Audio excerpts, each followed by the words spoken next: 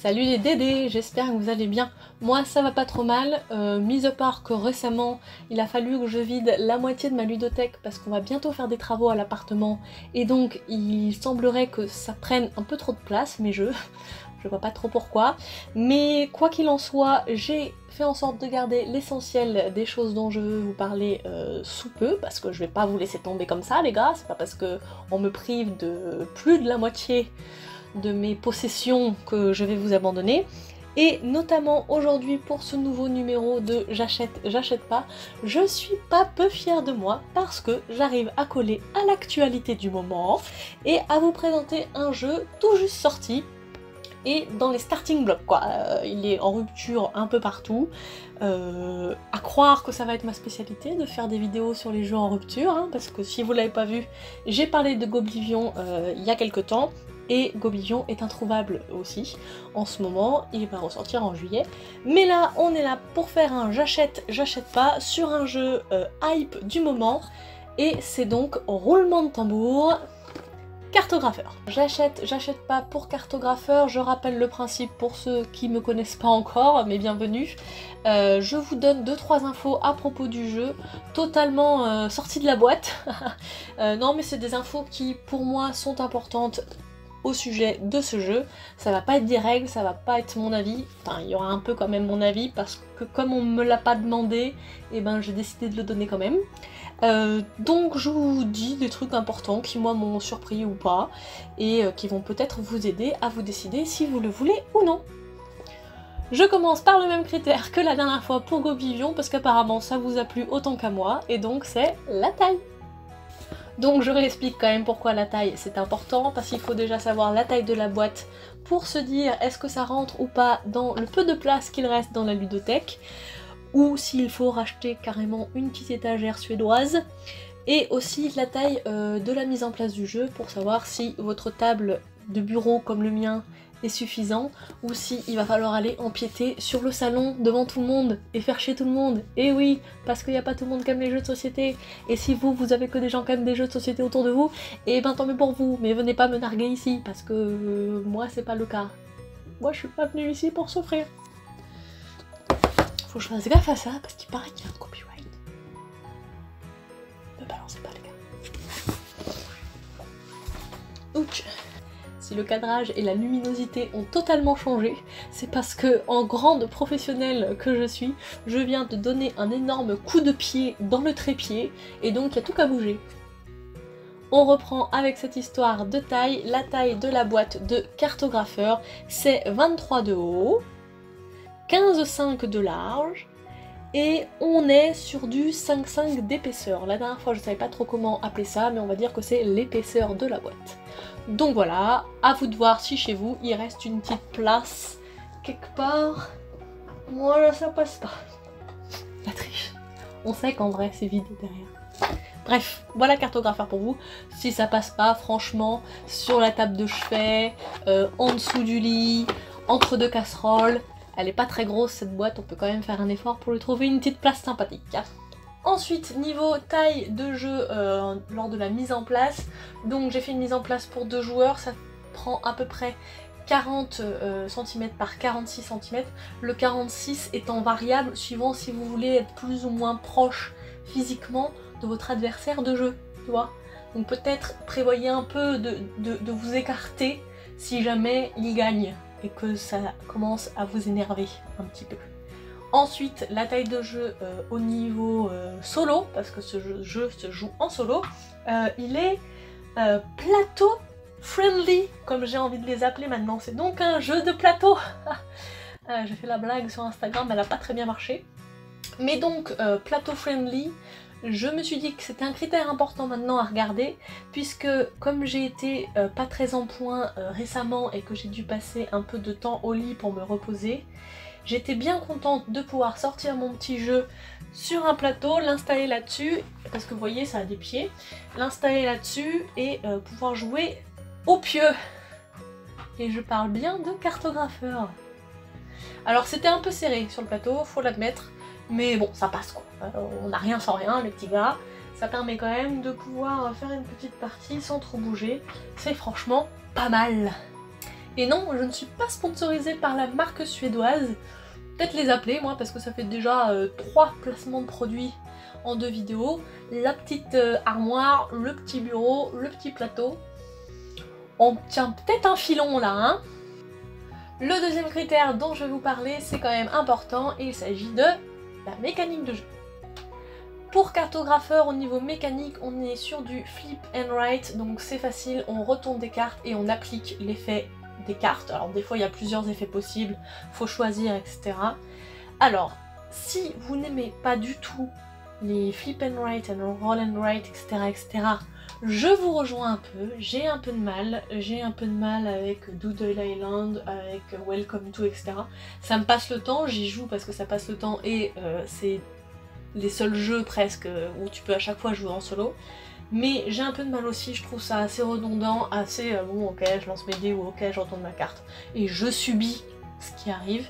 Alors que là vraiment je trouve que tu as possibilité un peu de te projeter dans les manches d'après et que tu peux quand même un peu agir un peu plus avec tes cartes, t'as plus de possibilités de choses que tu peux faire avec les cartes que tu retournes. J'ai vraiment beaucoup aimé ça, et pour un flip and write, ce que j'ai vraiment beaucoup aimé, ce sont les cartes monstres, parce que quand tu retournes une carte monstre, en fait, tu échanges ton jeu avec celui de ton voisin, tu lui dessines la forme quelque part sur son plateau, en essayant de le bloquer le plus possible, de le pourrir le plus possible, et ensuite chacun récupère son dessin. Et si on n'arrive pas à redessiner autour des petits monstres que notre partenaire nous a mis, eh bien on perd des points. Et franchement, c'est pas très souvent que ça tombe, mais au moins quand ça tombe, ça amène un peu d'interaction avec les autres. Et merci quoi, parce que au moins on n'a pas l'impression d'être juste chacun dans notre coin en train de dessiner et de subir le temps. Il y a un peu d'interaction, et surtout le fait est que la forme elle reste, et des fois elle va pourrir le jeu de l'autre pendant 2-3 tours quoi, enfin plusieurs tours. Et donc c'est une interaction qui reste, parce que même si on n'agit plus sur le dessin de l'autre, il est quand même toujours un peu perturbé, et il nous envoie un peu des injures dans la tronche, et ça c'est toujours agréable. Donc voilà, pour un flip and write, vraiment si vous êtes réticent à ce genre de mécanique, je vous encourage encore une fois à le tester évidemment avant de l'acheter. Mais vraiment si vous devez en tester un, bon, évidemment je ne les ai pas tous testés dans ma vie, mais celui-là il est vraiment à tester même si vous êtes réticent.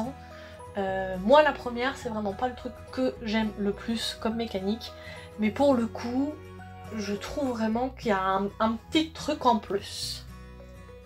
Pour le critère numéro 3, l'ambiance de jeu, c'est quelque chose de très important pour moi, de me prendre au jeu, évidemment, comme tout le monde. Mais ce qui compte beaucoup chez moi, c'est aussi les illustrations. Je sais pas pourquoi, peut-être que c'est mon côté totalement nul en dessin qui fait que je m'intéresse vachement à ce que sont capables de faire les autres. Et là, c'est mitigeasse, hein, comme l'eau tiède, parce que, bon ça c'est le dessin de la boîte, là c'est les règles, mais c'est à peu près pareil. Ça, je le trouve, on va dire que je n'aime pas, hein, comme m'a appris mes parents, on n'est pas assez moche, on dit je n'aime pas. Je n'aime pas du tout cette boîte, enfin, si tout le monde n'en avait pas parlé, je m'y serais jamais arrêtée. Je m'y serais jamais arrêtée, je crois que ça ne veut rien dire. Je ne m'y serais jamais intéressée, c'est plus ça qu'il faut dire. Mais une fois qu'on ouvre cette petite boîte et qu'on découvre les dessins, c'est fabuleux. Rien que ça. C'est fabuleux parce que c'est mignon quoi, voilà, les dessins sont... Mis à part les trolls, je suis jamais très attirée par les bestioles. Mais voilà, c'est du beau dessin, je trouve ça très joli, et surtout, ce que j'adore, et bon, c'est un métier de créer des jeux, donc on va dire qu'il fallait s'y attendre, mais les noms des cartes, c'est débile ce que je veux dire, mais les noms des cartes ont un rapport avec le dessin de la carte. On est sur une réflexion assez poussée. Non mais je veux dire, par exemple, le truc qui m'a fait tilt le premier, c'est les marécages. Les marécages, on a donc un dessin de marécage. Bon en fait c'est pas exactement ça que je veux dire, c'est le nom des cartes est en rapport avec l'action des cartes. C'est vrai, c'est tout aussi débile, remarque. Mais moi ça moi j'ai trouvé ça assez bien fait pour être notifié. Voilà. Donc par exemple les marécages, et ben votre carte marécage, quand vous devez l'utiliser, vous avez le choix soit de dessiner de la forêt, soit de dessiner de l'eau. Parce que des marécages, c'est un peu de la forêt et un peu de l'eau. Et si ça, c'est pas la preuve que les gars, ils se sont un peu penchés sérieusement sur le sujet, moi je sais plus quoi faire. Bravo aux créateurs. D'ailleurs, je n'ai pas dit, Cartographeur, un jeu de Jordi Adan, publié chez Thunderworks Games et Intrafin Games. Je ne sais jamais pourquoi il y a deux noms sur les boîtes, donc j'en profite, illustré par Lucas Ribeiro et graphiste Luis Francisco. Donc bravo à Jordi Adan, Lucas Ribeiro, et Luis Francisco pour avoir fait cet univers où les cartes correspondent au jeu. C'est totalement débile. Je sais que comme ça, on a envie de se dire oui, mais c'est normal, Dorine, que les cartes correspondent au jeu. Mais c'est tout bête. Village de pêcheurs, et ben en dessous, ton action de carte, c'est soit construire un village, soit dessiner de l'eau. Voilà, village de pêcheurs. Bref, j'adore. J'ai beaucoup aimé. Je trouve que c'est une petite subtilité qui fait tout le sel du jeu. Évidemment aussi pour l'ambiance de jeu, le respect du thème peut être important. Donc cartographeur, vous êtes cartographe. Oui, ça doit être ça. Cartographeur, vous êtes cartographe. Vous dessinez sur votre carte des plans. On est bon, hein, niveau du thème, c'est respecté. Personnellement, j'ai pas acheté cartographeur pour me projeter un peu dans le métier de cartographe. C'est pas vraiment ce qui me fait rêvasse, mais peut-être que vous, ça vous fait rêver, et donc, bah parfait, entraînez-vous, dessinez-nous des plans somptueux et devenez géomètre. Si un jour j'ai besoin de faire borner un terrain, je vous appelle. Nous avons vu la taille, nous avons vu la mécanique de jeu, nous avons vu l'ambiance. On va maintenant passer au critère numéro 4, la rejouabilité. Niveau rejouabilité, si vous avez un peu peur de vous lasser et de vous dire ce jeu au bout de 3 parties il va plus sortir parce que j'aurais fait le tour, je pense que c'est une peur que vous pouvez effacer pour plusieurs choses. On a déjà des plateaux qui sont recto verso mais donc avec des formes différentes. Donc ici ça va être un peu plus compliqué puisqu'on a moins de place. Je pense que quand on devient un peu meilleur, ce plateau là est à privilégier puisque comme il y a moins de place, il y a moins de chances de s'en sortir. Donc première chose qui fait en sorte que vous n'allez pas vous lasser trop rapidement. Ensuite, on a 13 cartes de dessin à mettre sur notre plateau, donc c'est pareil. Les 13 cartes, à chaque fin de manche, on les remélange et on les retire, donc peut-être qu'on retombe sur les mêmes, mais peut-être pas. On a aussi... Combien de cartes méchants? 4 cartes méchants, les cartes embuscades, donc ça c'est pareil, à chaque manche on en rajoute une, et en plus si elle n'est pas tombée à la manche d'avant, elle reste, donc manche après manche, peut-être qu'on a plus de cartes embuscades.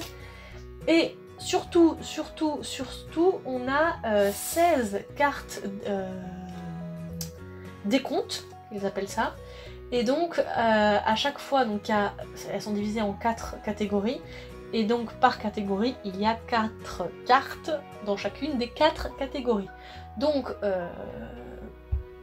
je vais pas faire un calcul de proportion de statistique, parce que j'ai fait un bac S, mais j'avais, je crois, 6,5 de moyenne. Donc ça n'a pas vraiment été mon fort, j'ai pas très bien retenu ce que j'avais appris, mais j'ai eu mon bac, pour ceux qui s'inquiètent. Bref, niveau statistique, si quelqu'un veut faire le calcul, qu'il me le mette en commentaire, je suis preneuse de l'explication de calcul aussi, parce que c'est peut-être jamais trop tard pour comprendre ça. Ça me manque pas du tout. Donc 4 par 4 en statistique. Je ne sais pas combien de possibilités différentes on peut avoir. S'il y a un mathématicien parmi nous, si Monsieur Thiriot, mon ancien prof, passe par là, qu'il me le dise, et qu'il n'ait pas honte de m'avoir eu comme élève. Non, hein. Il y a certaines personnes qui en sont fières, peut-être pas, mais qui sont pas dégoûtées de moi. Bref, voilà, niveau statistique et probabilité d'avoir un jeu différent, c'est énorme. La rejouabilité est énorme, et je parle bien de la rejouabilité et non pas de la taille. Et niveau rejouabilité, quand même, un dernier point, c'est qu'il y a aussi des cartes spécifiques compétences qui, encore une fois, ajoute un petit grain de sel, un petit élément de règle supplémentaire pour changer vos parties. Et ça, on ne peut que dire merci, tant mieux, bon point. Donc voici pour les quelques critères sur Cartographeur que je trouve importantes à savoir. Évidemment, il n'y a pas que ça ne résume pas le jeu.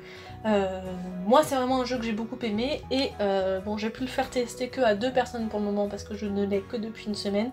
Mais les 2 personnes, donc mon copain qui est pas joueur habituellement, a plutôt bien aimé, en plus il m'a battu. Et une autre amie qui, elle, est assez joueuse, a aimé aussi. C'est un jeu quand même qu'on prendra dans une catégorie de jeu calme. Vous n'allez pas vous exciter sur vos chaises. Ça reste calme. Il y a quand même un peu d'interaction. Et c'est vraiment quelque chose que j'apprécie. Il n'y en a pas non plus tout le long du jeu. Mais globalement, en fait, on fait aussi surveiller ce que fait l'autre.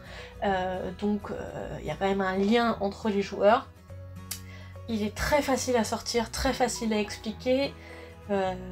Vraiment pour du flip and write, pour le moment, de toute façon j'en ai pas 46 000 des flip and write, mais j'ai beaucoup aimé ce petit cartographeur. Il prend pas 3 plombes en solo, je pense qu'en 20 minutes la partie elle est faite, à 2, 30-35 minutes, à plus je ne sais pas encore. Voilà. À la limite, les petits points négatifs, s'il faut en donner, c'est que c'est donné avec des crayons de bois et en fait au bout d'un moment, si vous n'avez pas fait bien vos dessins de manière distinctive, vous êtes perdu. Donc nous, de toute façon, ici maintenant, c'est plastifié et on fait avec des crayons effaçables de différentes couleurs. Voilà, je pense qu'en plus il est assez facilement transportable.